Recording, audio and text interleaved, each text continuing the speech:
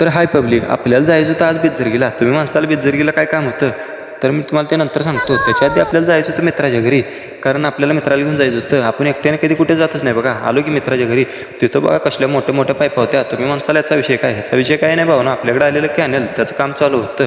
मग त्याच्या साईडला आपलं मित्र आणि त्यांचे फादर काहीतरी काम करत होते. मित्राला म्हणलं आपल्याला जायचं लवकर आवर.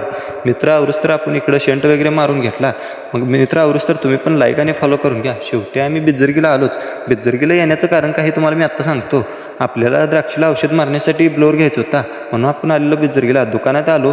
दुकानात आल्यावरती आम्ही ब्लोअर वगैरे सगळं पाहिलं आणि मालकाला रेट विचारला. तर मालकाने सांगितलं 1,10,000. तर फायनल किती देणार विचारलं तर मालक बोलले 1,05,000 आत देत नाही आहे. मग आमचं त्यांचा व्यवहार काय जमला नाही म्हणून चाललो. तर मित्र म्हणले ऊन पडले, काहीतरी थंडा वगैरे घ्या. थंडा वगैरे घेतला आणि घरी आलो. मग म्हणलं आता मम्मी दिवसभर बोंबलत कुठंतरी हिंडायलाच म्हणून काहीतरी म्हणेल म्हणून द्राक्षाच्या बागेत जाऊन थोडंसं शेंडं वगैरे मारलं. मग टाईम झाला म्हणून आपण घरी आलो. घरी येऊन जनावराला चारा पाणी वगैरे करून आपलं धारा वगैरे काढल्या. धारा वगैरे काढून आपलं म्हणलं आता पेंट ठेव, थोडंसं गुरांना पेंट वगैरे ठेवून आपलं म्हणलं आता दूध घालायला जायचं. तर किटली घेतली आणि आपण आलो की दूध घालायला.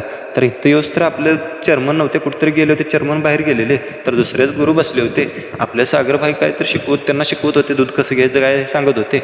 मग आपण दूध वगैरे घातलं आणि आपल्याला एक मित्राने कॉल केला, ये गावात स्टिंग सांगतो म्हणून. आपण स्टिंग केलं. मग गावात गेलो की मित्रांना आपण स्टिंग केलो बघा.